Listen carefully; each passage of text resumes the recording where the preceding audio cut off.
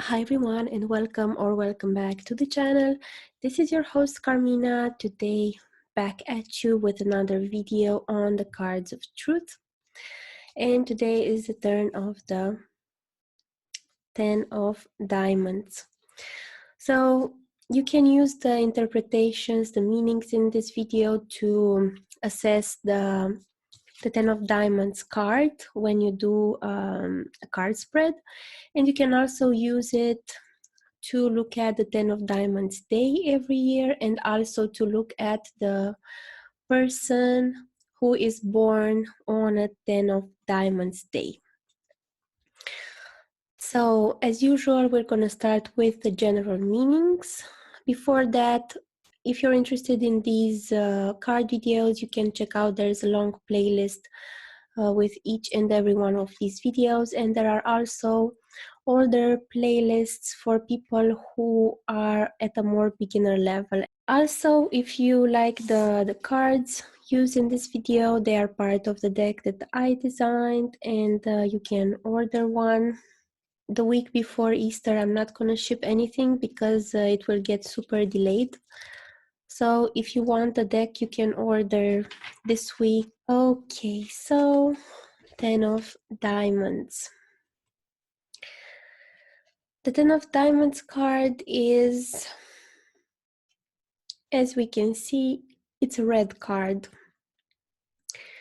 It's part of the diamond family, which is of course corresponding to the earth element.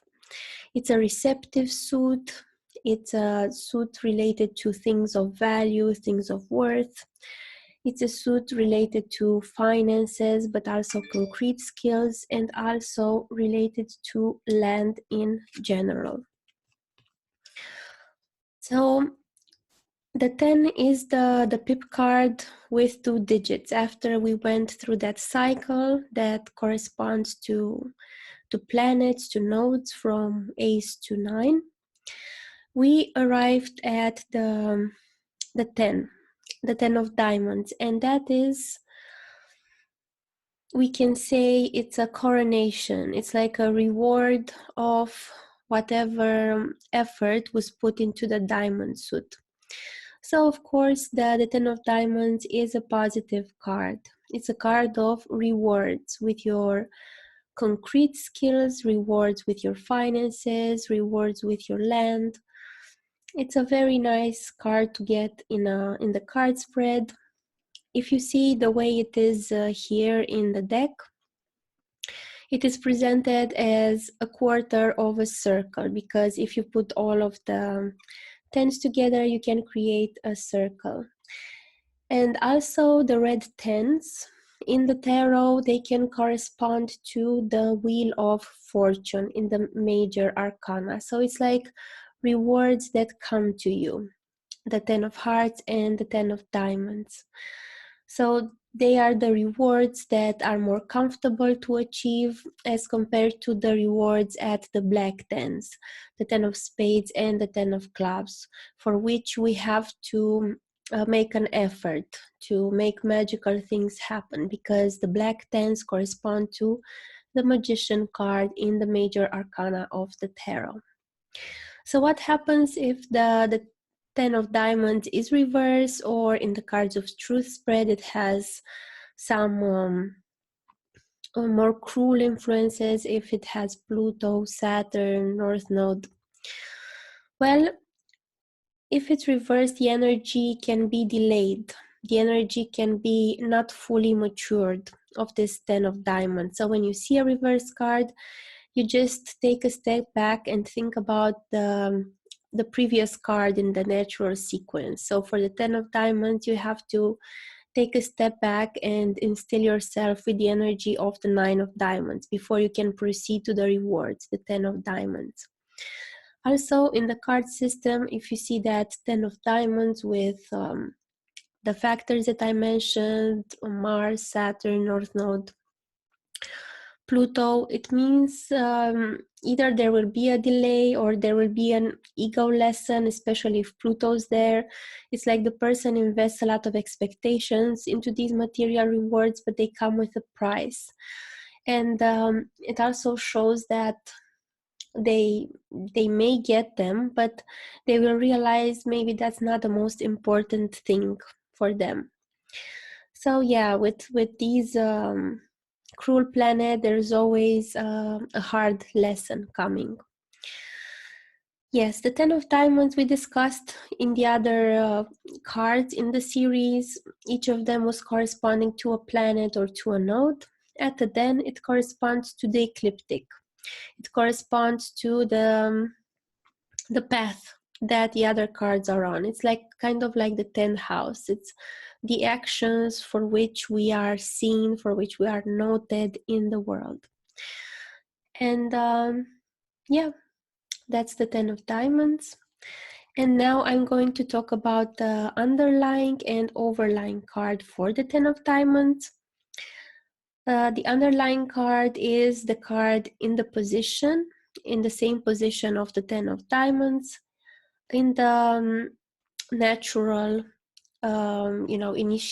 initial spread, which is also called the Jack spread.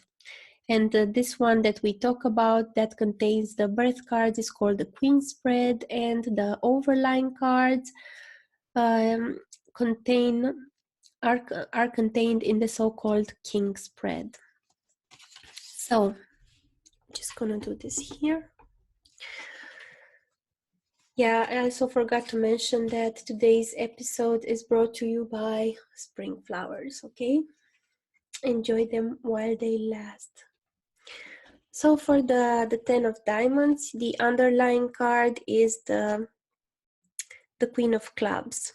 So that's the energy that represents something of the past, something that the 10 of diamonds detaches from. Something, it's like a shell that the 10 of diamonds drops in order to become the 10 of diamonds. So it's a past thing. It's something that they won't have in their life as much. And this is it can represent actually a woman that's very restless, that's always making decisions, that's very inspired, it's making a lot of inspired choices, it's a good manager. So it's a more intellectually oriented woman. And the overlying card for the 10 of diamonds is the Queen of Spades. So a woman that's more focused on herself, a feminine energy, that's very self-reliant, that's very, it can seem a little tough, but is very much on the path of her own self-development. This is a more, philosophically idea inclined queen, and this one is a more fiery queen because the spades are the fiery element. So that's kind of the position that the 10 of diamonds is in, is sandwiched between two queens, evolving from the Queen of Clubs to the Queen of Spades. That's the natural flow of the energy in this case. Now I'm going to share my screen with you guys, and I'm going to show you the 10 of diamonds days in the year. So let's check out the 10 of diamonds. 17th of January, 15th of February, 13th of March, April 11, May 9, June 7, July 5th, August 3rd, and September 1st. If you're born in one of these days after sunrise, then that means you are a lucky 10 of diamonds. How lucky, we will just see when we look at your birth chart. So now we are going to be looking at the cards of truth birth spread of the 10 of diamonds birth card, and that contains, additionally to the birth card, it contains the 13 other cards that I will be showing you.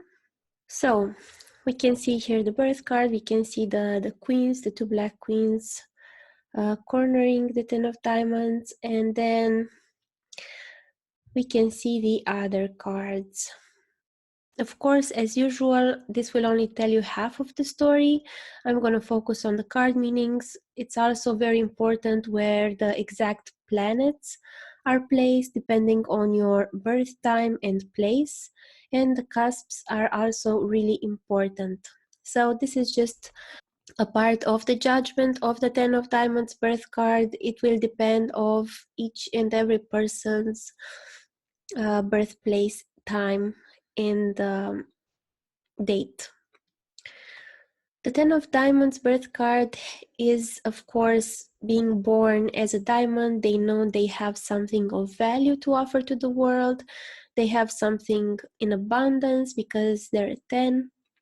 The path they are on is a Five of Diamonds. This is another card that's very financial. It points to financial improvement. It points to financial change. It can also be abundance if the person seeks to improve their finances. So they are on a very concrete path, these Ten of Diamonds people. Let's see, the Sun card, the kingdom they are building is the Eight of Spades. So it's a pretty solitary kingdom, a kingdom of self-exploration. If there are some difficult influences here, the person more often than not will feel stuck with themselves. Then the Moon card is their early environment. It's an Ace of Hearts, so they were always learning to fall in love with new things, to have new emotions about things. So a very emotional early childhood. And then the Mars card shows how they deal with crisis situations, and they do that by maybe improvising, by assessing new concrete potentials, by starting new and concrete things.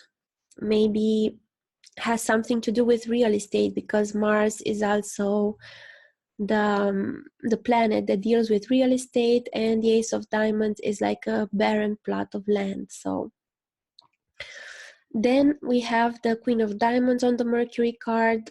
A lot of good diamonds here in this Ten of Diamonds spread, and I'm saying good because the Ace is good in any card, the Queen is good, the face cards, and the Queen included is good in any position, unless there's some planets that are more disturbing there, like Pluto, Saturn, North Node.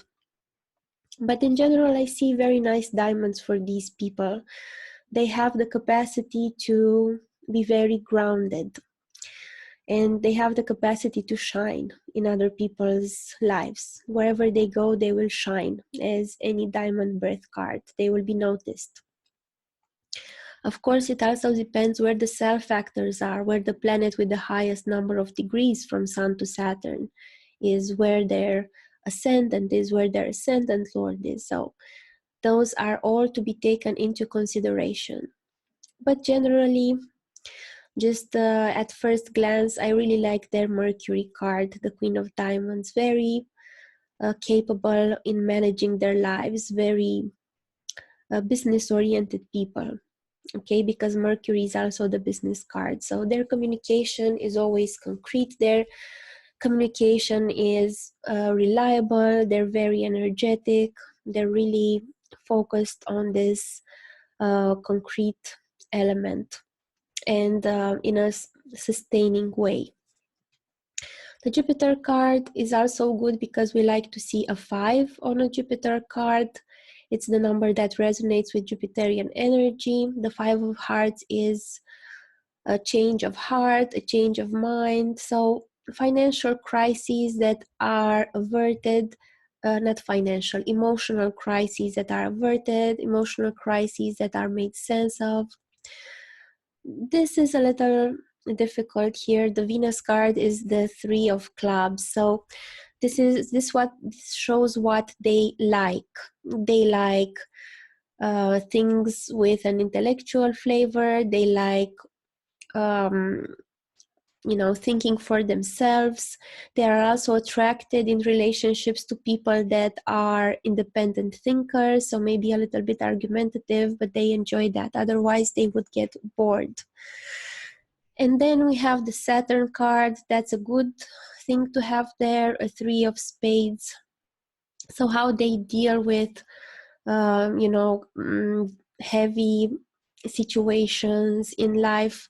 The Mars card is like, okay, sudden crises. The Saturn card is like crisis situations that have a long time coming, like the death of a family member, like a chronic illness, and they deal with that by taking a risk with themselves, like kind of like going toward the 3 of Spades, taking a risk, doing their own thing, expanding their own energy.